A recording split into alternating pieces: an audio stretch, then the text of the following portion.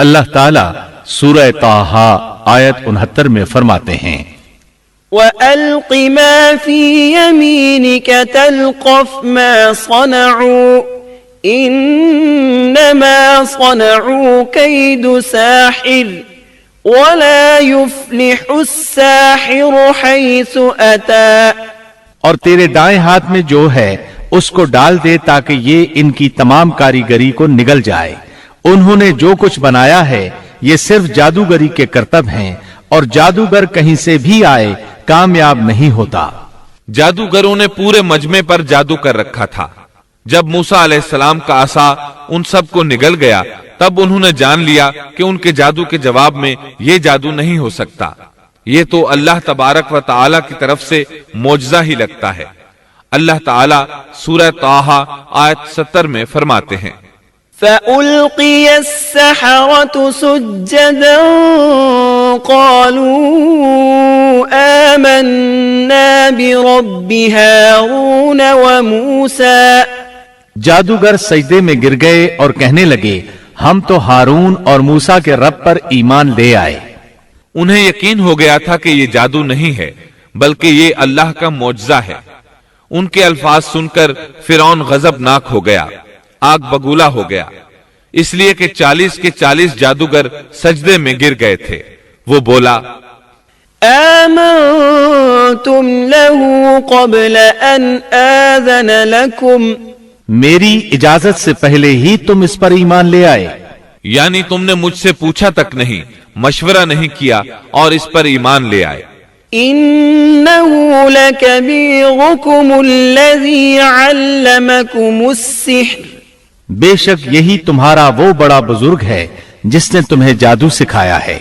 مطلب یہ کہ یہ تمہارا استاد ہے اور تمہارا یہ پہلے سے طے شدہ پروگرام تھا۔ چنانچہ وہ کہنے لگا ان هذا لمكر مكرتموه في المدينة لتخرجوا منها أهلها، بے شک یہ ایک سازش تھی جس پر تم نے اس شہر میں عمل کیا تاکہ تم سب اس شہر سے یہاں کے رہنے والوں کو باہر نکال دو۔ اب وہ انہیں دھمکیاں دینے پر اتر آیا، جیسا کہ سورہ طٰہٰ آیت 71 میں ہے فَلَأُقَطِّعَنَّ أَيْدِيَكُمْ وَأَرْجُلَكُمْ مِنْ خِلَافٍ وَلَأُصَلِّبَنَّكُمْ فِي جُذُوعِ النَّخْلِ وَلَتَعْلَمُنَّ أَيُّنَا أَشَدُّ عَذَابًا وَأَبْقَى۔ سن لو، میں تم سب کے ہاتھ اور پاؤں مخالف سمتوں میں کٹوا کر تم سب کو کھجوروں کے تنوں پر لٹکوا دوں گا، اور تمہیں معلوم ہو جائے گا کہ ہم دونوں میں سے کس کا عذاب زیادہ سخت اور دیر پا ہے۔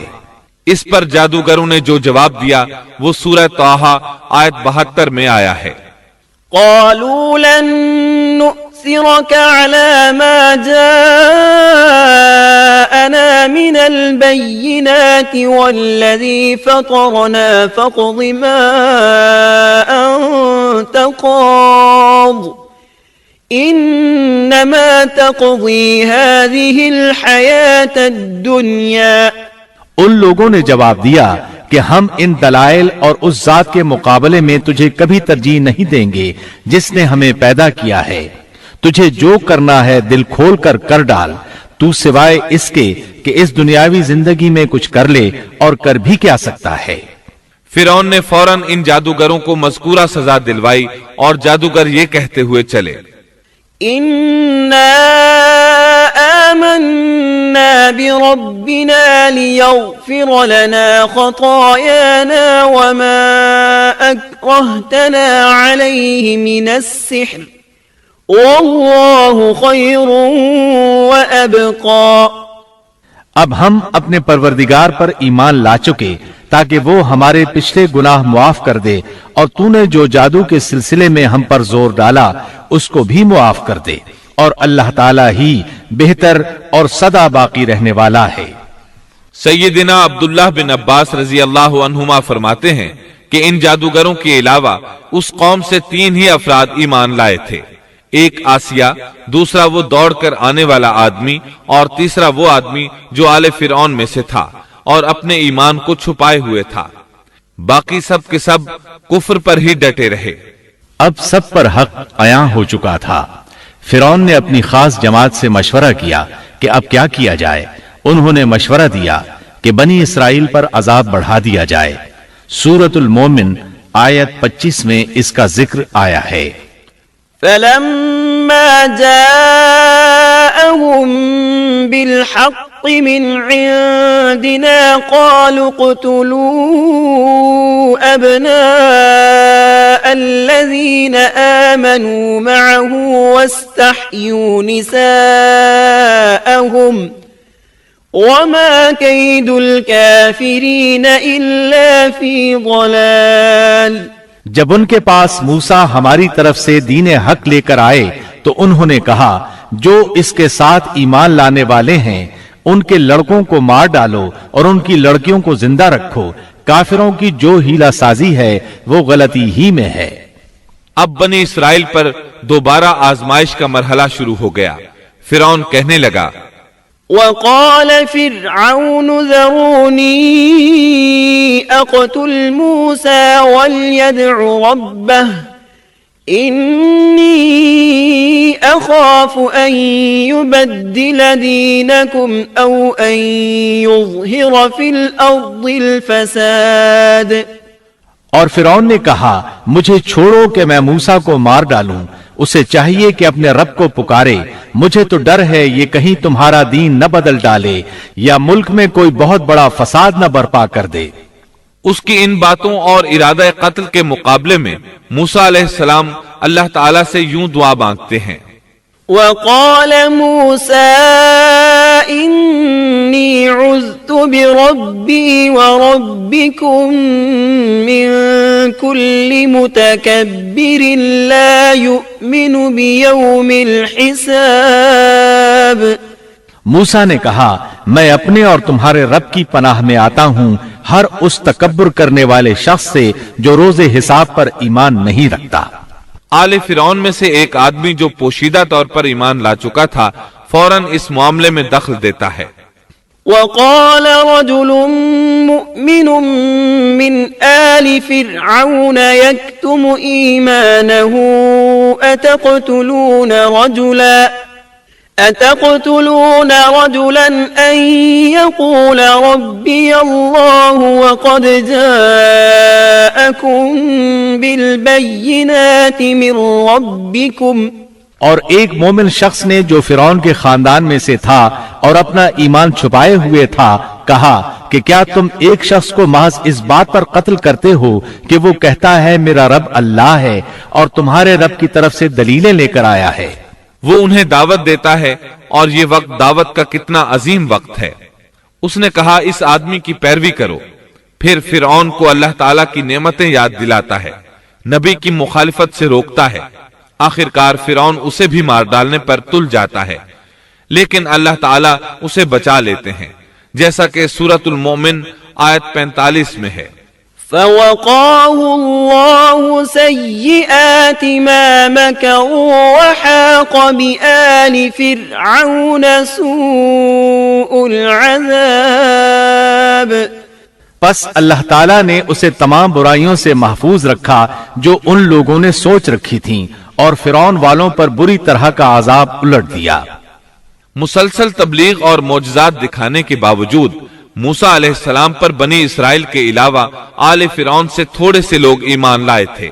اکثر لوگ فرعون اور سرداروں کے ڈر کی وجہ سے کفر و سرکشی پر ہی بضد رہے، جیسا کہ اللہ تعالیٰ سورہ یونس آیت 38 میں فرماتے ہیں، فما آمن لموسى إلا ذرية من قومه على خوف من فرعون وملئهم أن يفتنهم وَإِنَّ فِرْعَوْنَ لَعَالٍ فِي الْأَرْضِ وَإِنَّهُ لَمِنَ الْمُسْرِفِينَ۔ پس موسیٰ پر ان کی قوم میں سے صرف چند آدمی ہی ایمان لائے تھے، وہ بھی فرعون سے اور اپنے حکام سے ڈرتے ڈرتے کہ کہیں ان کو تکلیف نہ پہنچائے، اور یقیناً فرعون اس ملک میں زور رکھتا تھا اور وہ حد سے بڑھا ہوا تھا۔ بنی اسرائیل پر آزمائشیں شروع ہو گئیں تو موسیٰ علیہ السلام نے ان سے فرمایا، وقال موسى يا قوم إن كنتم آمنتم بالله فعليه توكلوا إن كنتم مسلمين على الله توكلنا۔ اور موسیٰ نے کہا، اے میری قوم، اگر تم اللہ پر ایمان رکھتے ہو تو اسی پر توکل کرو اگر تم اطاعت کرنے والے ہو۔ انہوں نے عرض کیا کہ ہم نے اللہ ہی پر توکل کیا ہے۔ پہلے اگرچہ انہوں نے موسیٰ علیہ السلام سے شکوہ کیا تھا اور یہ کہا تھا، أوذينا من قبل أن تأتينا ومن بعد ما جئتنا۔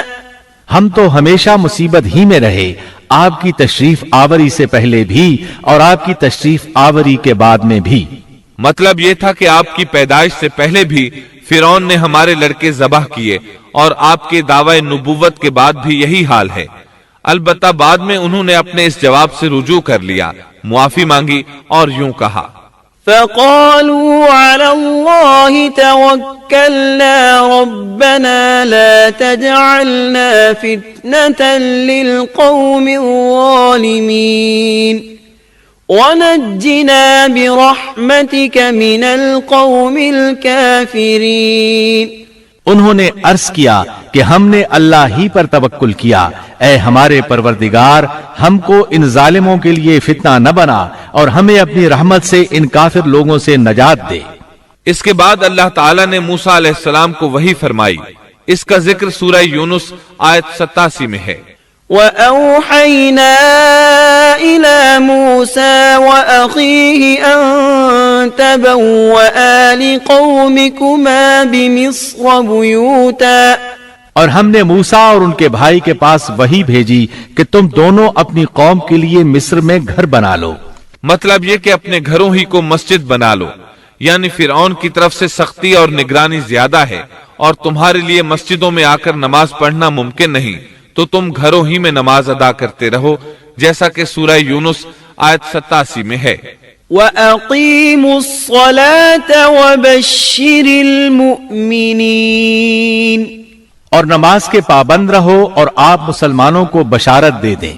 اسی موقع پر موسیٰ علیہ السلام نے ایک دعا فرمائی، وَقَالَ مُوسَى رَبَّنَا إِنَّكَ آتَيْتَ فِرْعَوْنَ وَمَلَأَهُ زِينَةً وَأَمْوَالًا فِي الْحَيَاةِ الدُّنْيَا رَبَّنَا لِيُضِلُّوا عَن سَبِيلِكَ رَبَّنَا اطْمِسْ عَلَى أَمْوَالِهِمْ وَاشْدُدْ عَلَى قُلُوبِهِمْ۔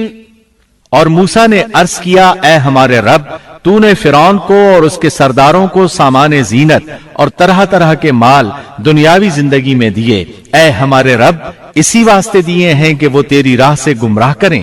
اے ہمارے رب ان کے مالوں کو نیست و نابود کر دے اور ان کے دلوں کو سخت کر دے، سو یہ ایمان نہ لانے پائیں یہاں تک کہ دردناک عذاب کو دیکھ لیں۔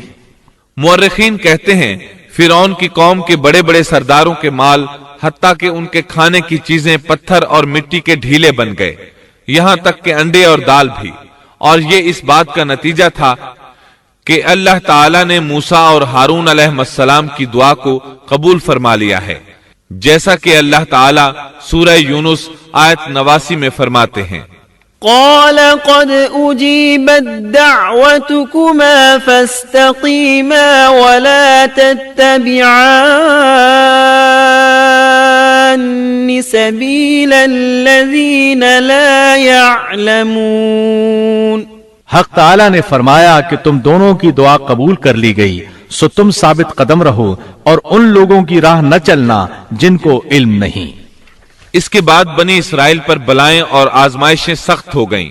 سورۃ الاعراف آیت 129 میں ہے، قالوا أوذينا من قبل أن تأتينا ومن بعد ما جئتنا قال عسى ربكم أن يهلك عدوكم ويستخلفكم في الأرض فينظر كيف تعملون۔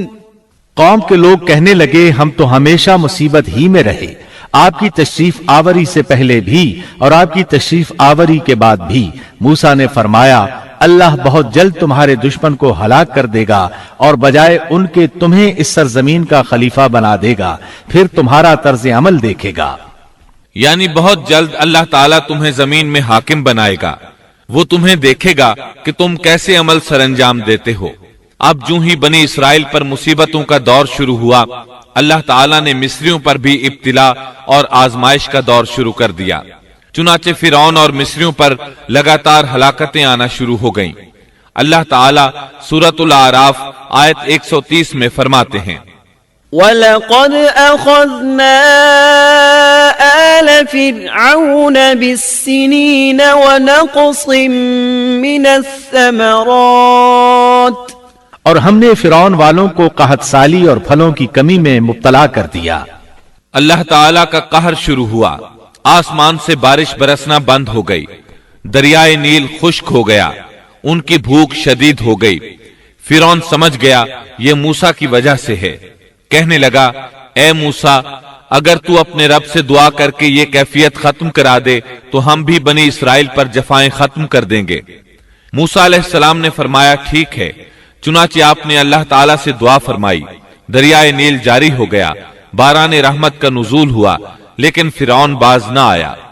اس نے بنی اسرائیل کو دوبارہ تنگ کرنا شروع کر دیا۔ اس کے جواب میں اللہ نے بھی فوراً دوسرا عذاب بھیج دیا، پھلوں کی پیداوار کم کر دی۔ وہ بڑے بڑے درخت جو پھلوں سے لدے رہتے تھے اب ان پر ایک آدھ دانہ لگتا، کھجوروں کے درختوں پر بس ایک آدھ کھجور لگتی، انگوروں کی بیلوں پر بھی ایک آدھ انگور نظر آتا۔ اب فرعون نے پھر کہا اے موسیٰ اپنے پروردگار سے دعا کر، وہ ہم سے اس آزمائش کو ہٹا لے تو میں بنی اسرائیل کو جانے دوں گا۔ چنانچہ موسیٰ علیہ السلام نے دعا فرمائی، پھر پھل لگنے شروع ہو گئے۔ مصر میں خیر و برکت کا دورہ شروع ہو گیا، لیکن فرعون نے بنی اسرائیل کو پھر بھی نہ چھوڑا، الٹا انہیں منحوس قرار دیا اور کہا کہ ہماری تکالیف و مصائب کے صرف تم ذمہ دار ہو۔ اللہ تعالیٰ اس بارے میں سورۃ الاعراف آیت 131 میں فرماتے ہیں فَإِذَا جَاءَتْهُمُ الْحَسَنَةُ قَالُوا لَنَا هَذَا وَإِن تُصِبْهُمْ سَيِّئَةٌ يَطَّيَّرُوا بِمُوسَى وَمَن مَّعَهُ أَلَا إِنَّمَا طَائِرُهُمْ عِندَ اللَّهِ وَلَكِنَّ أَكْثَرَهُمْ لَا يَعْلَمُونَ۔ سو جب ان پر خوشحالی آ جاتی تو کہتے کہ یہ تو ہمارے لیے ہونا ہی چاہیے، اور اگر انہیں کوئی بدحالی پیش آ جاتی تو موسیٰ اور ان کے ساتھیوں کی نحوست بتلاتے۔ یاد رکھو کہ ان کی نحوست اللہ کے پاس ہے، لیکن ان کے اکثر لوگ نہیں جانتے۔ مطلب یہ کہ یہ سب کچھ تو تمہارے کفر کی وجہ سے ہے۔ اس کے بعد مزید نشانیاں ظاہر ہونے لگیں۔ اللہ سبحانہ و تعالی سورۃ الاعراف آیت 133 میں فرماتے ہیں فَأَرْسَلْنَا عَلَيْهِمُ الطُّوفَانَ وَالْجَرَادَ وَالْقُمَّلَ وَالضَّفَادِعَ وَالدَّمَ آيَاتٍ مُفَصَّلَاتٍ، پھر ہم نے ان پر طوفان بھیجا اور ٹڈیاں اور جوئیں اور مینڈک اور خون کہ یہ سب کھلے کھلے معجزے تھے۔ یہ کل 9 معجزے تھے۔ ان میں سے پہلا معجزہ لاٹھی کا اژدہا بن جانا، دوسرا معجزہ ہاتھ کا روشن ہو جانا، تیسرا معجزہ قحط سالی، چوتھا معجزہ پھلوں میں کمی، اور باقی 5 معجزات کا ذکر اسی آیت مبارکہ میں آیا ہے۔ طوفان، ٹڈیاں، جوئیں، مینڈک اور خون۔ ان 5 میں سے پہلا معجزہ ہے طوفان۔ دریائے نیل میں ایسی طغیانی آئی کہ پانی مصر میں داخل ہو گیا، بنی اسرائیل کے گھروں کے سوا سب کچھ غرق ہونے لگا۔ سیلابی ریلا کسی اسرائیلی کے گھر کے قریب آتا تو رک جاتا، किसी मिस्री के घर के करीब आता तो उसमें दाखिल हो जाता। वो अपनी आंखों से अपनी हलाकतों और गरकाबी को देख रहे थे। आखिर मूसा अलैहिस्सलाम से फरियादें करने लगे, ए मूसा, इस बला को भी रुकवा दो, अपने परवरदिगार से दुआ करो, ये बला रोक दे। चुनाचे आपने दुआ फरमाई, ये अजाब खत्म हो गया। फिरऔन और मिस्री बहुत खुश हुए। इसके बाद टिड्डियों का मौजज़ा शुरू हुआ। मिस्रियों के खेतों में टिड्डी दल फौज आती, उनको चट कर जाती, लेकिन बनी इसराइल के खेतों को कुछ न कहती। फिर इसी तरह दुआ करने से ये बला खत्म हुई। फिर घुन का कीड़ा शुरू हुआ। घुन का कीड़ा यानी सरसरी या सर के बालों से निकलने वाली जुएं। मशहूर बात यही है कि वो जुएं थीं। वो उनके सरों से निकलती थीं। उनके जिस्मों में जुओं की भरमार होने लगी। जूं ही कोई मिस्री किसी के करीब होता, उस पर जुएं गिरने लगती। कोई सोने के इरादे से अपने बिस्तर के करीब आता तो उस पर जुएं ही जुएं होती। उन पर यह आजमाइश भी बहुत शदीद हो गई, लेकिन बनी इसराइल इससे महफूज रहे। इसके बाद मेंढक वाला मौजज़ा शुरू हुआ। मिस्रियों को मेंढक ही मेंढक नजर आने लगे, लेकिन बनी इसराइल के घरों में कुछ भी न था। मिस्री अपना कोई बर्तन खोलता तो उसमें मेंढक नजर आता।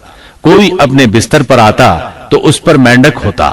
खाना खाने के लिए बैठता और लुकमा मुंह में रखता तो वो मेंढक बन जाता। अल्लाह ताला ने उन लोगों को अजीब तरह से आजमाइश में मुब्तला किया। इसके अलावा खून का मौजज़ा, ये 5वां मौजज़ा था। इसके सामने फिरौन बेबस हो गया। उनका पानी खून में तब्दील होने लगा।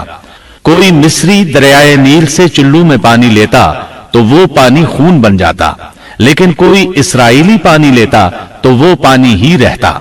मिस्री किसी कुएं से पानी निकालते तो वो खून बन जाता। उसी कुएं से इसराइली पानी लेते तो पानी ही रहता। अल्लाह ताला ने उनसे पानी को रोक लिया। फिर मिस्री पानी हासिल करने के लिए बनी इसराइल के पास आने लगे। वो उनसे पानी मांगते। जब बनी इसराइल उनके लिए पानी डालते तो वो फौरन खून में तब्दील हो जाता। उसी पानी को बनी इसराइल पीते तो पानी ही रहता। सब लोगों ने ये मौजज़ात अपनी आंखों से देख लिए, लेकिन फिर भी मूसा अलैहिस्सलाम पर ईमान न लाए और गुरूर व तकब्बुर पर अड़े रहे, जैसा कि अल्लाह ताला सूरतुल आराफ आयत 133 में फरमाते हैं। फस्तकबरू व कानू कौमन मुजरिमीन। सो वो तकब्बुर करते रहे और वो लोग थे ही जराइम पेशा। 9 अदद मौजज़ात देख लेने के बाद भी वो ईमान न लाए, हक को झुटलाते ही रहे। सबसे सख्त तरीन अजाब खून का अजाब था। मामला जब यहां तक पहुंचा तो सब जमा होकर मूसा अलैहिस्सलाम के पास आए और यूं गोया हुए। قالوا يا موسى ادع لنا ربك بما عهد عندك لئن كشفت عنا الرجز لنؤمنن لك ولنرسلن معك بني إسرائيل فلما كشفنا عنهم الرجز إلى أجل هم بالغوه إذا هم ينكثون۔ कहने लगे, ए मूसा, हमारे लिए अपने रब से उस बात की दुआ कर दीजिए जिसका उसने आपसे आहद कर रखा है। अगर आप इस अजाब को हमसे हटा दें तो हम जरूर आप पर ईमान ले आएंगे और हम बनी इसराइल को भी रिहा करके आपके हमराह कर देंगे। फिर जब उनसे उस अजाब को एक खास वक्त तक के लिए, जिस तक बहरहाल उनको पहुंचना था, हटा देते तो वो फौरन ही अहद शिकनी करने लगते। आखिरकार मूसा अलैहिस्सलाम को अल्लाह का हुक्म हुआ, फअस्रि बिइबादी लैला, कि रातों रात तू मेरे बंदों को लेकर निकल जा। दूसरी जगह यूं इरशाद होता है, वलक़द औहैना इला मूसा अन अस्रि बिइबादी, हमने मूसा की तरफ वही नाजिल फरमाई कि रातों रात मेरे बंदों को ले चल। चुनाचे सब बनी इसराइल रात की तारीकी में निकले। वो दरवाजों पर कोई खास निशान छोड़कर चलने लगे। رات کی تاریکی میں نکلنے کا حکم اس لیے دیا گیا تاکہ فرعون ان کے بارے میں کوئی فیصلہ نہ کر سکے۔ انہوں نے صبح ہونے کا انتظار نہ کیا۔ ان کی تعداد 6 لاکھ کے قریب تھی۔ یہ سب لوگ اپنے مال مویشی اور ضروری سامان ساتھ لے کر چلے۔ فلسطین کی طرف 6 لاکھ افراد کی یہ عظیم ہجرت تھی۔ فرعون کو صبح سویرے پتا چلا تو سوچ میں ڈوب گیا کہ اب ہماری خدمت کون کرے گا، ہماری غلامی کون کرے گا۔ اس کی حالت پاگلوں جیسی ہو گئی۔ آخر اس نے بنی اسرائیل کے تعاقب کا حکم دیا